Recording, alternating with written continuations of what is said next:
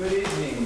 It's 5 o'clock, Thursday, August 24th, 2023, and it's the monthly meeting of the Bristol County Water Authority. Call the meeting to order. The second item on the agenda is public input. I don't see any members of the public here, so we'll move on to the third item on the agenda, and that's the approval of the minutes from the last meeting of July 27th. Move to approve. I have a motion to approve. Do you have a second? Move a second. All those in favor say aye. Aye. Any opposed? Steve, you wasn't here. Okay. I'm not going to be blamed for spending all that money last month. Okay.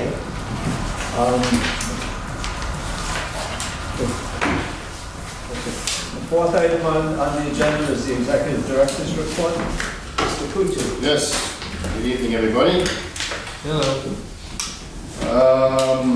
Okay, the Pawtucket Pipeline project, we'll have some trees planted and delivered next month up at Ken Heights, and we can close out phase one. Beta continues to advance the design, particularly along the new route alignment. As I made everybody aware, there's a new project manager involved with the project. He's brought up to speed, and we really stressed with him that we need to get, particularly some of the critical sections of the pipeline project, kind of in front of the eyes of some of the regulatory agencies that we need to deal with. And this past month, that seems to be happening. So What's pleased the with project that. manager's name? Nick Corvello. He has been there for quite some time, but he wasn't intimately involved with the project previously. So we do have a blending analysis and study that was completed by the sub-consultant. We've sent that off to DOH for their review, and this is a critical report as it serves as the basis for design for any required treatment measures that we're going to need when Pawtucket water and Providence water come together. Also, to add to, since my report was written, he's sent along the geotech report and the design for the crossing of 195. It's going to be a tunnel project of the 195. So that's been forwarded to DOT and Federal Highway for their review and comments. And we also have a meeting set up next week with the EM Wetlands to discuss the crossing of the 10-mile river. So those are all good developments with respect to that project. With respect to the Pawtucket agreement, we did receive our comments back from our technical consultant. He didn't have too many, but we'll take those under consideration. And I've also engaged Sandy Mack to put some legal eyes on the agreement as well. So she just recently received that. Demolition of the exterior structures is complete. We will start probably kind of late fall, in the winter time, start moving some of the items that we have within the plant, the old plant buildings, into the storage containers that we have now on the site. And then we can start putting together an RFP for the demo of the buildings for next season. The dam removal project, contract's been signed with Luciano's Excavation. We have a pre-construction meeting scheduled for next week, and they are anticipated to mobilize in mid-September. They still intend to work on both dams at the same time, bringing in 2 crews and kind of systematically, working on the lower one and then bringing the upper one down on the same time. And while that's happening, as the water starts flowing, they'll capture the sediments and pull the whatever sediments that they capture, bring them up to the large site now that we have that's cleared out where all the tank structures used to be. We use it kind of a drying area.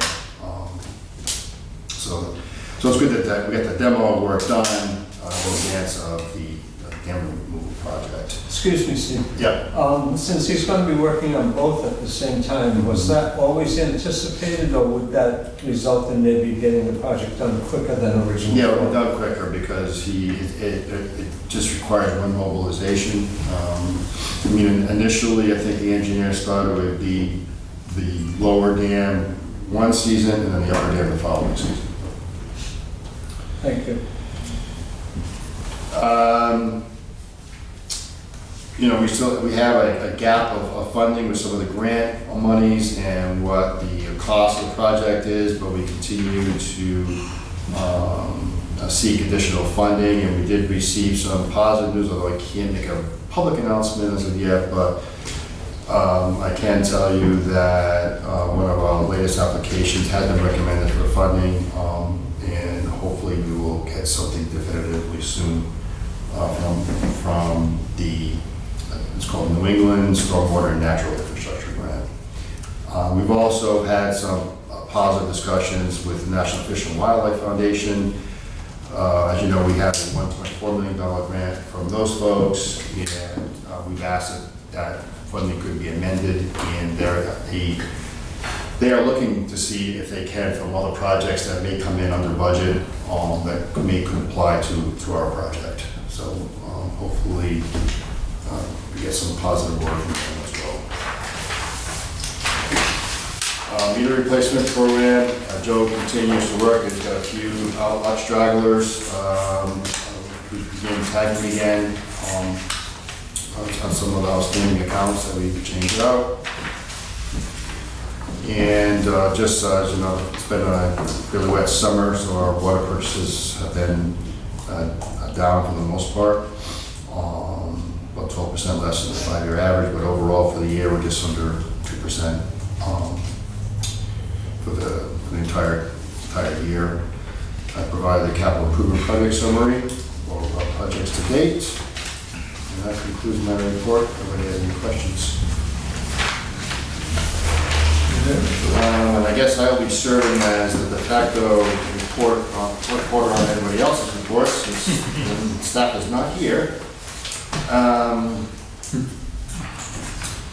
I will just hit some of the highlights from Mike's report. The operators have been busy. They did some interior renovations that have been kind of long overdue and very helpful to the customer service folks. They put in some new counter space, and what I hear, they're very pleased with how the work turned out. They tested a new site for another gateway down at the Bristol DPW yard, and they had some good results. So we hope to put a new meter data collector at that location. We sprung a small leak, unfortunately, at one of our recent projects that was done last year over at Coggeshall in Bristol. The contractor wasn't able to get out there right away, so we responded. We did find the leak where they had connected new pipe to old pipe, and so our operators repaired the issue. The contractor recognized they were on the hook for all the costs involved with our response, and also including they will come back and do all the paving work associated with that work. I didn't understand the last part you said.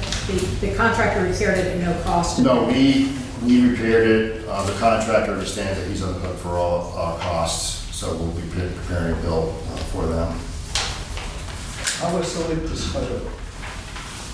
Water was coming up. In the ground. So when you connect old pipe to new pipe, Yep. what do you use to make that connection? It's it's like a clamp or a small coupling piece, and I think it was a matter of either something like the older pipe settled a little bit and created just a small amount, that movement, and created a leak. Street Pump Station, there has been some work internally, and although we still have not received the MCC panel, which is a key electrical component, the contractor did install variable frequency drives that did come in, and they were on a back order. And they're also within the next week or so, they'll be installing the pipes and all the interior piping.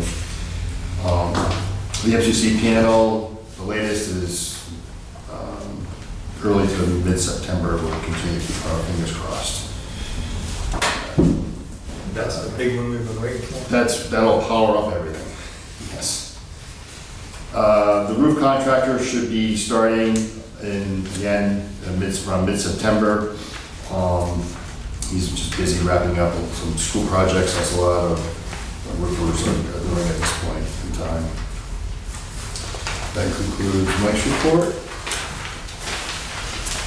And Sue's report, the 2023 distribution system improvement contract has been going well with our contractor Walsh. They finished up work at Bradford Central in Bristol, and they moved over to Governor Bradford Street and set the bypass system up there in Barrington. And once that work is complete, they still have Anna Wamsley driving back to complete. There's work from our 2022 contractor on Highland Avenue, and he should be starting that work in the coming weeks. And I guess the biggest news out of the engineering is that we have a long-term employee, I say really long-term, 35 years. I don't know if any of you knew Sue Andrade, she's an engineering technician here, and she retired on August 17th. So we all wish Sue very well in her next ventures. I feel like the board should take note of that, and absent guidance from our attorney about making a motion on and taking action on something that's not on the agenda. I would like a note to go to Sue saying that the board appreciates her 35 years of hard work. And she actually predates the Bristol County Water Authority, I believe. That's right. I happened to run into her in 2 days in a row in town, and she was telling me about her history with Bristol County Water Authority, because I asked her who she had been hired by, and she was hired actually by the Bristol County company. And I was really surprised by that. Yeah, I read it about 2 weeks. I've worked with her on a number of projects dealing with water conservation over the many years, and science fairs and various public relations type activities and routine and special assignments that she was given. And she's always been a very good person for the agency. It's unfortunate that she's leaving, but time moves on. So, Do you want a motion yes, wishing her well from the board? So moved. Second? all in favor? Aye. Thank you. Me too. And Randy's report, other than what IT person generally does on a day-to-day basis, one of the things that he and Lauren are working on is a company intranet that will, it's a portal that employees can go on. It'll have all the employee handbook, HR information, and things of that nature. So, good thing for us to have. And that concludes mine and the staff reports.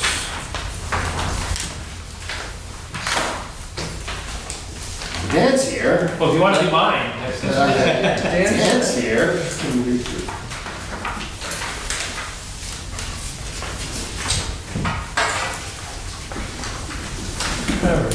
All right. Well, we're in July now, a few months into the year. So for July versus July 22, revenue's up almost 14%, 13.58% for the year. Okay, we had higher consumption so far this year, and that has to do a lot with the shifting of routes at the end of 2022. Expenses are a little bit lower than last year, 3.74%. And this is a lot just timing, professional fees, operation maintenance expense, and other maintenance expenses are the ones that are down the most. And a lot of that's timing. Some of the projects are dragging out. There hasn't been much going on even with North Farm lately, so those expenses are just down versus last year. And as I mentioned last month, those decreases are offset a little bit by the salaries and wages and operations looking higher than last year. And that's because we had a couple people out. We had somebody out on a leave of some sort, and then somebody left in May, I believe, and wasn't replaced till August. So when we look at through July, not 3 months, actually 5 months. We look through July, revenue's still up almost 14% for the 5 months. We're gonna watch that. I have a feeling that's gonna start to trickle off because last summer was a really, really dry summer. And so far this summer's been a really, really wet summer. So I have a feeling we'll see that kind of level off as the rest of the year goes on. Expenses are almost spot on, actually. They're a little bit higher than last year for the 5 months ended, 0.75%. The bigger increase items are administrative expenses, and almost all of that is pretty much the change in the amount that we put in the pension every month. Last year's amount was different than this year's amount, and it will change again after we get our pension report for the pension year. Again, salaries and wages and operations, it's a little higher due to a couple of employees last year, one being out on a non-work injury and one terminating in May and not being replaced until August. And those increases were offset by a little decrease there, as Steve already kind of alluded to, in purchased water for the 5 months. Actual versus budget, we're still looking good on the revenue side. We're over budget on the revenue side, almost 13%. So far the usage has been a little bit higher than budgeted. And the rate increase, I'm sure, has bumped that up a little bit as well. Expenses are under budget, almost 8%. And that's consistent with the last, pretty much all year, been around that percentage. And it's the same items in that we discussed in through July and July versus July 22. Fewer legals and consulting costs than budgeted. The water's decreased because we've had a wetter summer. And operations maintenance expense is just lower this year due to timing. Pages 6 through 8 are the gallons, dollars billed and gallons delivered. They're both up. Dollars billed is up 11.5%, and gallons delivered is up 8.6%. Again, they both appear higher than I would expect due to the shifting of the routes. Actually, March was really over compared to the previous year. But if we look at April through July, the monthly consumptions are actually a little bit lower than the same periods last year. So again, I anticipate those to kind of level off and revenues to kind of level off as the rest of the year goes on, because we'll start billing really for July in a month or so, and that'll carry us through the very beginning of November. Page 9 is the trust fund report, and for July, the debt service is slightly lower, 6.36 than it was in June. And the last page, page 10, is the pension report. That's the first month of the pension year. So the pension year ends June. So for the month of July, the pension was up a little bit, 114,000, and the balance as of July 31st is just over 3.8 million. And I think the pension guys come out next month or a month after. I think it might be a month after a pension report.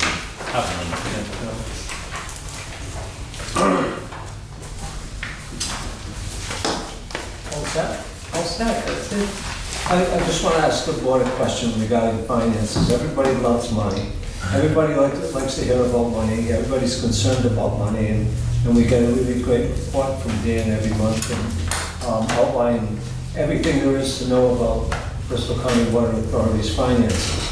The question I have is there something that isn't being highlighted that should be highlighted by Dan on a monthly basis? You don't have to answer now, but think about that over the next month.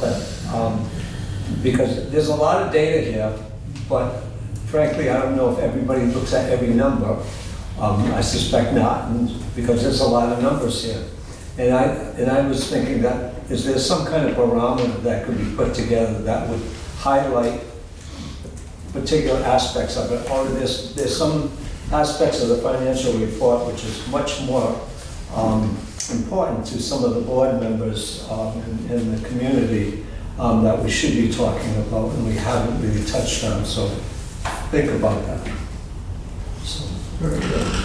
Thank you, Dan. So, Ron, the only comment I would make on that is that I like the completeness of this report, but I think that if Dan feels that we're off track somewhere, that you can see it because you're looking out in a more minute way than we are, that be brought to our attention, just in case somebody would overlook that.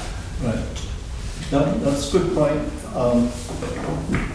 But everybody looks at numbers differently, and so if we're not looking at them the same way you would like them to be looked at, think about it, and I'm sure Dan can accommodate a change. A lot of this information is absolutely positively necessary on a monthly basis just to keep the whole organization on sound footing. But anyway, any other thoughts, comments? The next item on the agenda is what is called board member town council reports. And I wanted to explain the history of that. Alan and I, the former chairman, had a discussion one day about the agenda. And I said, there's no place on the agenda that a board member can say, hey, I have a question, not something that's on the, it's a general question. Maybe we talked about it 2 months ago, and now they have a question about some project. There's no place for a board member to put forward a new topic that they like to see addressed at a future meeting. It could come up in casual conversation. And so we were talking about putting something on the agenda that would be basically something that the board members could speak on. We certainly can't take action on it because it's not defined in the agenda.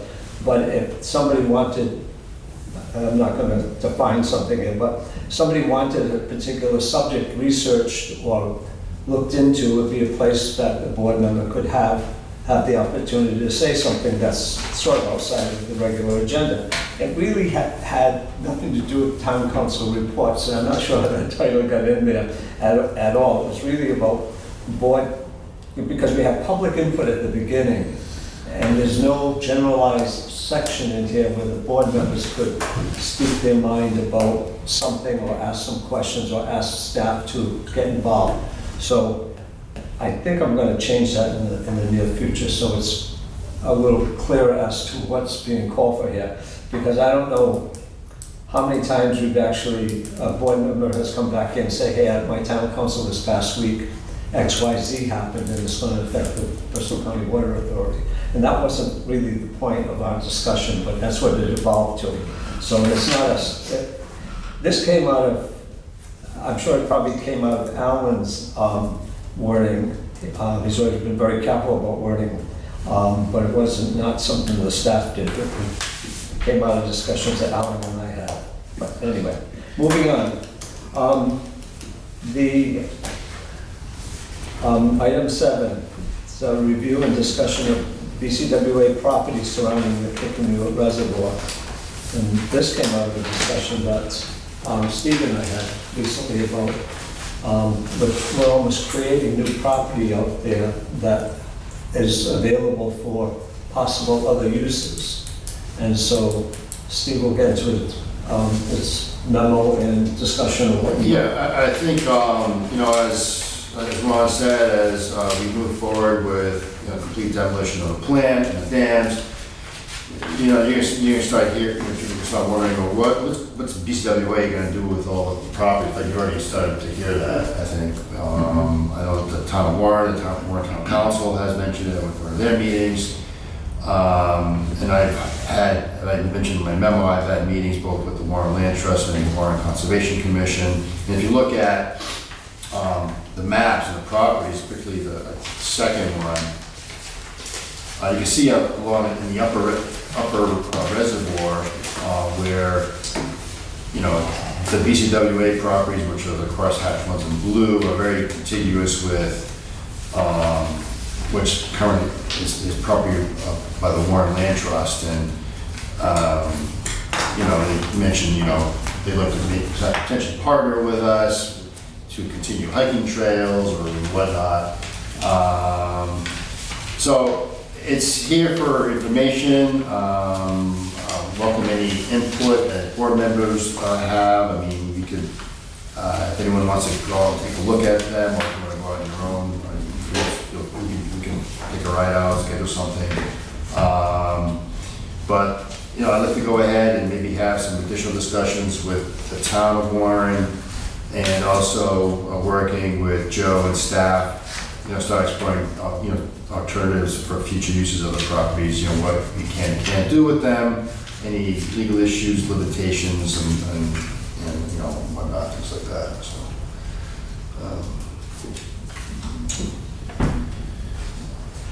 One thing that I think it was a couple of years ago, many years ago, I don't know how long I've been here, but I looked at the property that's owned by BCWA out in Massachusetts.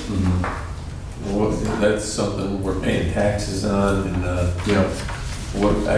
feel that falls into the same category. Yeah. What are we gonna do with it? Yeah, we saw them looking at those as well.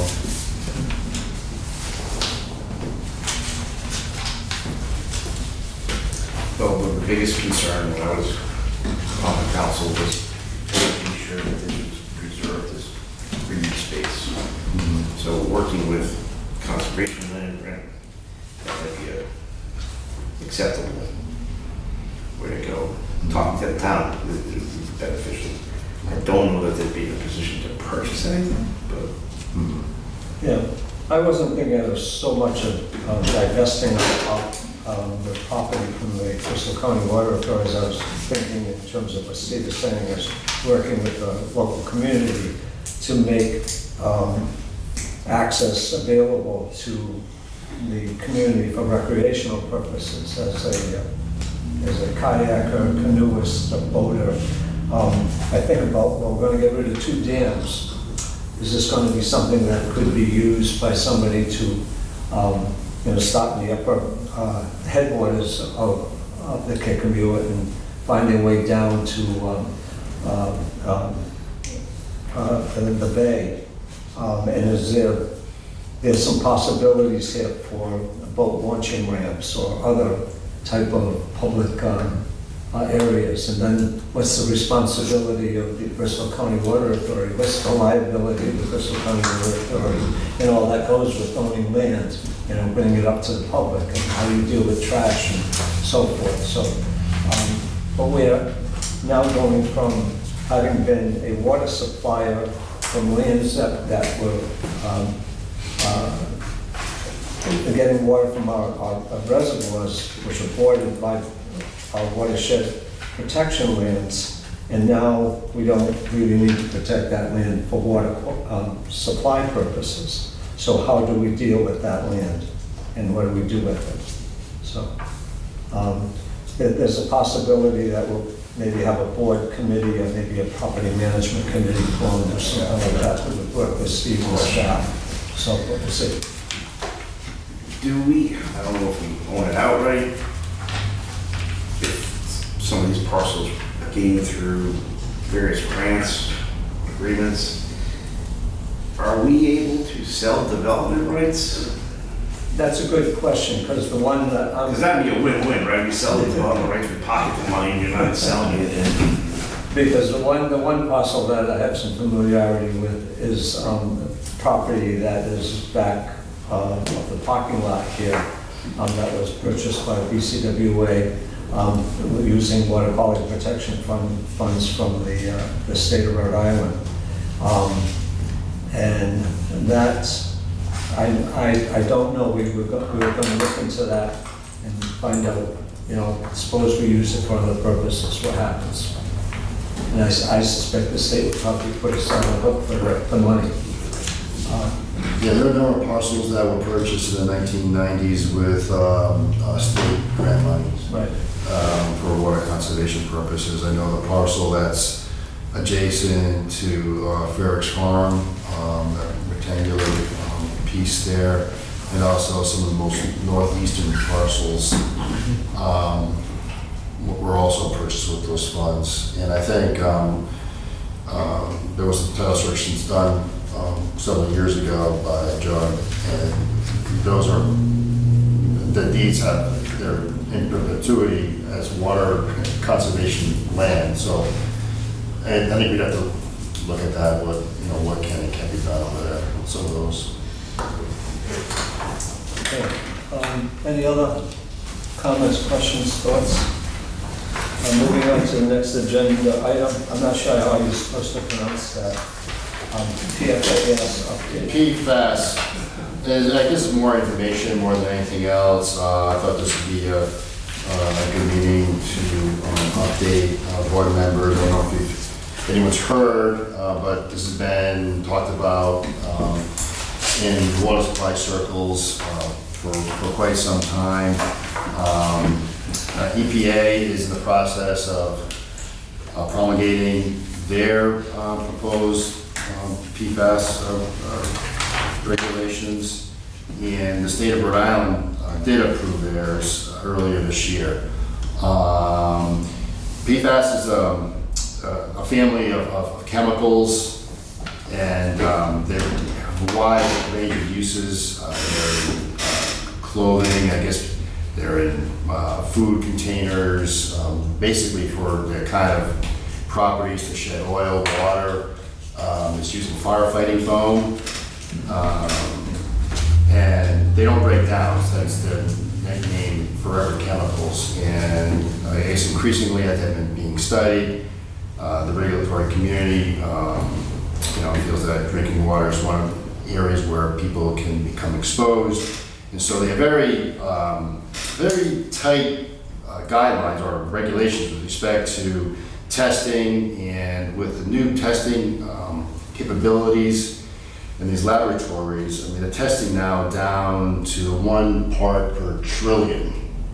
And to just give everybody an idea as to what that means, that's 1 drop in 20 Olympic-sized swimming pools. It's been kind of very difficult to fathom, to be honest with you, but the state of Rhode Island's rules in the series, this family of PFAS chemicals have a requirement. It has to be everything, like 6 of them under 20 total.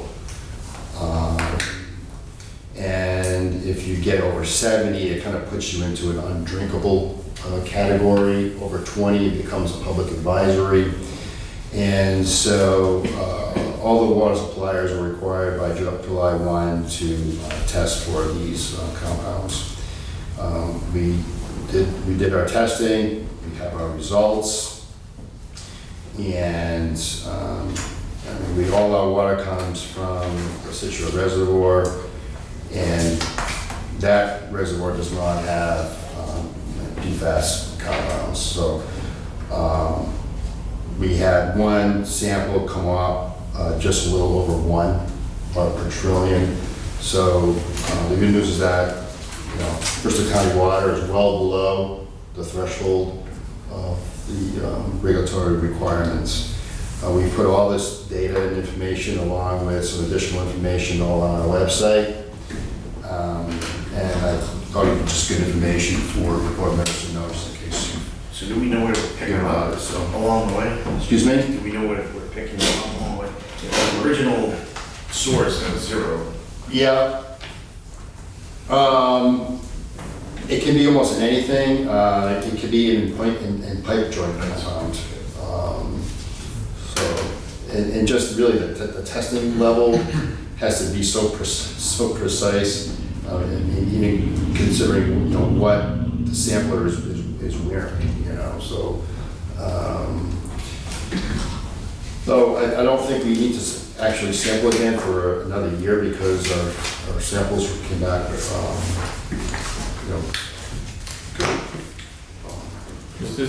The sampling and the testing, obviously, it's not cheap, I'm assuming, to go and test somewhere. The DOH covers this, the cost for this round, but yeah, it'll be I'm sure that They that's are gonna get costs. passed on, so further on. do we plan on, future with, I'm guessing we got a chemist or someone on staff now, or we would look to that, to do that and do the testing? No, we do all the testing. This has to get like You're sent out. Yeah. Yeah. So we should probably plan for a budgetary type effort for the next several years. Yeah, I mean, well, the EPA has us, and there's a number of these compounds they call non-regulated compounds that, and if you look at the data sheet, it looks like a bunch of numbers, but they have a sample, not only us, but all of the water suppliers, additional compounds, and it's almost like kind of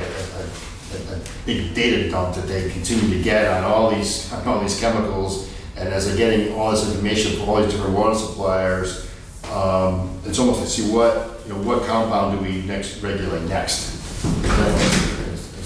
as they continue to receive information. So, but these are some of these we've been sampling for some of these for a little bit, for a couple of years. But it's only just recently the state of Rhode Island actually came out with the actual regulations and all the information that's being given to the Department of Health. They also have a website on PFAS and giving all the information out to the public on those water suppliers that maybe are exceeding or close to exceeding some of the limits. Steve, do we have any idea how Kentucky water score limits? I think Kentucky water is good too. Yes.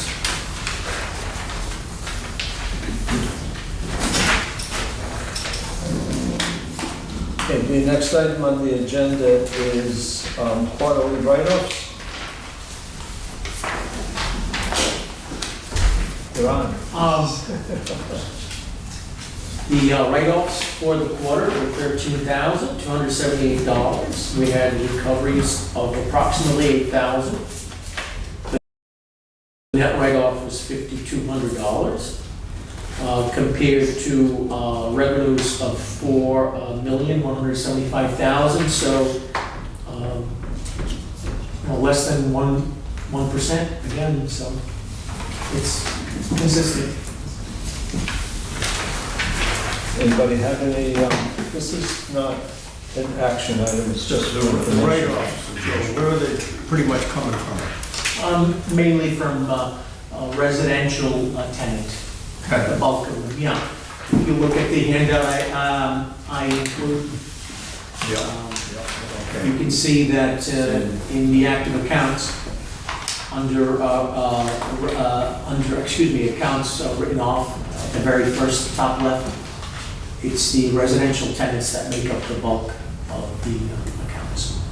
Does that go up at the end of the school year, when people graduate and leave the state or something? Yes, there is, and we do see it in the numbers as the school year ends. We do protect ourselves with security deposits. Any questions? Is it still a discussion point to change the policy to have it as the owner of the property have the meter in his name and not have to worry about the tenants? Is that a still viable question to be asked? And although it's a minute number that you're losing, you wouldn't have to go through all the paperwork of writing it off and so on and so forth. If it was, you had the landlord or the owner of the building and the property, twice, if it's a 3-decker, you have 3 different meters running. And so. We could probably achieve, we had an outpouring of landlords the last time we tried to do that. Yeah. So I'm wondering if we could achieve the same thing if we have this is mostly apartments, right? Okay. So if we had, let's say, apartment A in 200 Madison Avenue, well, we took a write-off, we could just tell the owner that we're not going to be able to connect the new tenant that he or she has until the landlord pays for the past due bill. That would put them in the hot seat without having to change our regulations and going through a public hearing, which is what we did last time. It would have the effect of exactly what you I said. agree. That's So you can rent the apartment, they just can't have access to any water till you make us whole. I think that's a good idea. I never heard of a water department billing tenants before Bristol County Water Authority. We're unique that way. Yes, And state law does allow for an automatic lien right. on the property. So there is Yes. no reason why we continue to chase these folks. And as a landlord myself, you just build it into the cost of doing business and renting, that I'm gonna have to pay a water bill, and it's figured into the rent. So I never understood why Bristol County was so different. I don't know what the history is, but it seems to me that if we did what I'm suggesting, it has the effect of Right. bringing us current pretty quickly. Has that been done, Joe?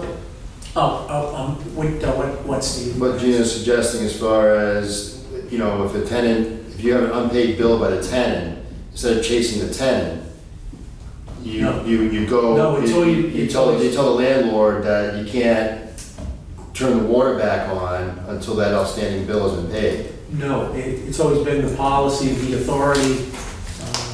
We'd have to rewrite the policies. and- Why and probably don't, through there's a no public downside, hearing. why don't we do that?